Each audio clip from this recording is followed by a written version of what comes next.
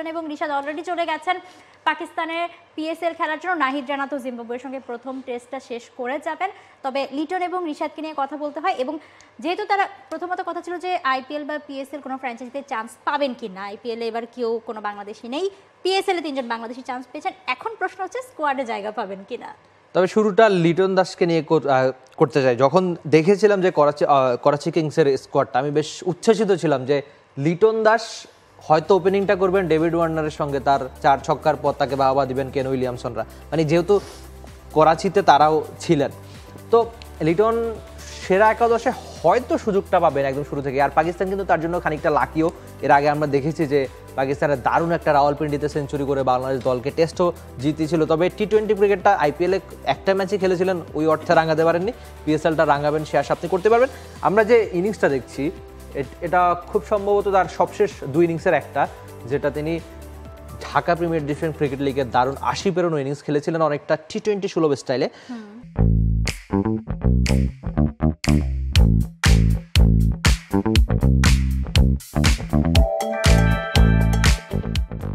তো লিটন দাস থেকে আপনি ভালো আশা করতেই পারেন, বা আপনি চাইবেনই লিটন দাস ভালো করুক। আর টি-20 ক্রিকেটটা অনেকটা তারই। আপনি হয়তো ওই অ্যাডিলেডে দারুণ একটা ইনিংস, কিংবা আপনি সবশেষ বিপিএলটা দেখেন যেখানে সিলেটে দারুণ একটা সেঞ্চুরি করেছিলেন, যদিও তানজিদ হাসান তামিমও ওই একই ম্যাচে সেঞ্চুরি করেছিলেন, কিন্তু লিটন দাস যদি এমন একটা ইনিংস খেলে ফেলেন হয়তো অবাক হওয়ার কিছু থাকবে না। আর বড় রান করাটা একটা অভ্যাসের ব্যাপার, যদিও লিটন দাস এই অভ্যাসটা খুব বেশি নাই তার, কিন্তু আপনি আশাই করতে পারেন পিএসএল এর লিটন অন্তত আশা করবেন। আর রিশাদের গল্পটাতে যদি আমরা একটু যাই, রিশাদ তো একদম মানে আমার কাছে মনে হয় একটা অনুপ্রেরণার গল্প।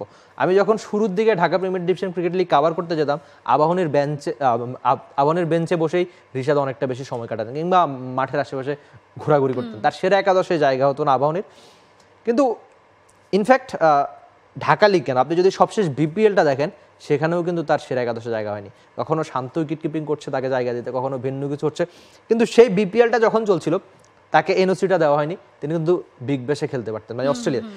আপনি যখন বাইরের লিগে একটা প্লেয়ার যাবে তখন ড্রেসিং রুম শেয়ার করা, অনেক কিছু শেখা, অনেক পরিবেশের সঙ্গে শেখা, আপনি ওই খুব স্বাভাবিক। আপনি এত বড় মাপের ক্রিকেটারদের সঙ্গে ড্রেসিং রুমটা যখন শেয়ার করবেন তখন অনেক কিছু শিখবেন। আর সবশেষ টি-20 বিশ্বকাপ যেটা উইন্ডিজে হয়েছে সেখানেও কিন্তু দারুণ ক্রিকেটটা খেলেছে। ইনফ্যাক্ট সবশেষ চ্যাম্পিয়ন্স ট্রফিতেও মানে কুলদীপ যাদব এক একটা বলে যতখানি টার্ন পেয়েছেন গড়ে, এর চেয়ে বেশি ডিগ্রিতে টার্ন পেয়েছেন রিশাদ। চ্যাম্পিয়ন্স ট্রফিতে ভালো কেটেছে তার, এর আগে টি-20 বিশ্বকাপটা ভালো কেটেছে, মানে বড় টুর্নামেন্টটা সবসময় ভালোই কাটে তার। তো এর আগে তিনি নানান খুব সম্ভবত 3টে বিদেশি লিগে সুযোগ পেয়েছেন, একটা বিগ ব্যাশ, একটা কানাডার, আর একটা জিম্বাবুয়ের টি10 খুব সম্ভবত, কিন্তু 3টা লিগের একটাতেও তিনি নানান কারণে খেলতে পারেননি, কখনো এনওসি না পাওয়া, কখনো ভিসা জটিলতা। এবার সব অন্তত ঠিকঠাক পাকিস্তানে গিয়েছেন, এবার আশা করতেই পারেন যে ভালো ক্রিকেটটা তিনি খেলবেন যদি সেরা একাদশে জায়গা মেলে।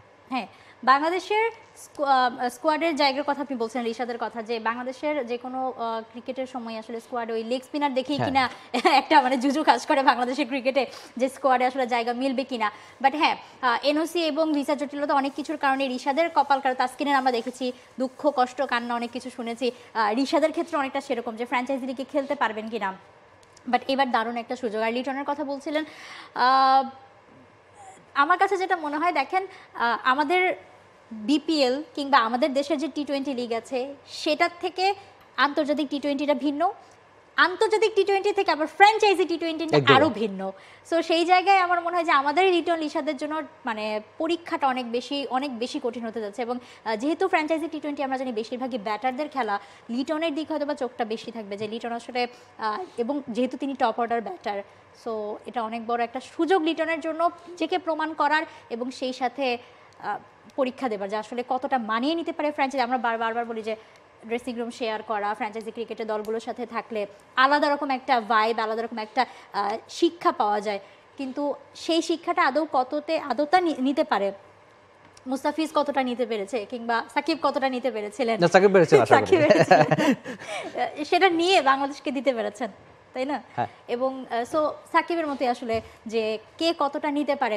লাস্ট অস্ট্রেলিয়া নাকি ইংল্যান্ডের একটা সিরিজের সময় আমি দেখছিলাম, আমার এক্স্যাক্টলি প্লেয়ারটার নামও মনে নেই এই মুহূর্তে, একটা ইয়াং প্লেয়ারের কথা অস্ট্রেলিয়া টিমে খুব সম্ভবত বলছিলেন যে তাকে মানে সিরিজে রাখা হয়নি, খেলানো হয়নি, কিন্তু তাকে দলের সাথে রাখা হয়েছিল শুধুমাত্র মানে ইন্টারন্যাশনাল অ্যারেনার এনভায়রনমেন্ট বোঝানোর জন্য। তাকে কিছুদিন রেখে সাথে তারপর তাকে আবার দেশেও পাঠিয়ে দেওয়া হয়েছিল ঘরোয়া লিগ খেলতে। সো এই যে এই চিন্তাগুলো, এই ব্যাপারগুলো মানে শুধুমাত্র দলের সাথে থাকলে একটা এনভায়রনমেন্টের অনেক বড় একটা মানে প্রভাব রাখতে পারে ক্রিকেটারের ওপর। এই জিনিসটা কি মানে বাংলাদেশ একটু খুব পিছিয়ে চিন্তা করে কিনা?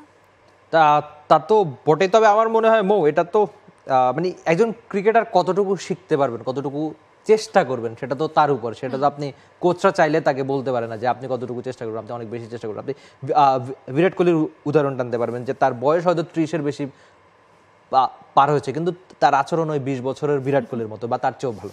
তো বা ওই যে আজিজুল হাকিম তামিমের একটা উদাহরণ আপনি টানতে পারেন যে তাকে নিয়ে অনেক বেশি ট্রল করা হয় যে এখনই কেন তাকে বিপিএল এর মঞ্চে সুযোগটা দেওয়া হচ্ছে। কিন্তু ওই শাহিন শাহ আফ্রিদির বল তো তিনি প্রতিদিন খেলতে পারবেন, অ্যালেক্স হেলসের সঙ্গে ড্রেসিং রুম বা অ্যালেক্স হেলসের প্রশংসা পাওয়া তো তিনি প্রতিদিন পাবে না, তাই না? বা দারুণ সব কোচ, দারুণ সব প্লেয়ারদের সঙ্গে, এটাই আদতে যে একজন ক্রিকেটার কতটা শিখতে পারবেন সেটাও important. For more updates, subscribe to our YouTube channel and click on the bell icon. Follow us on Facebook and Instagram. Download T-Sports app to enjoy exciting games and highlights. Visit tsports.com.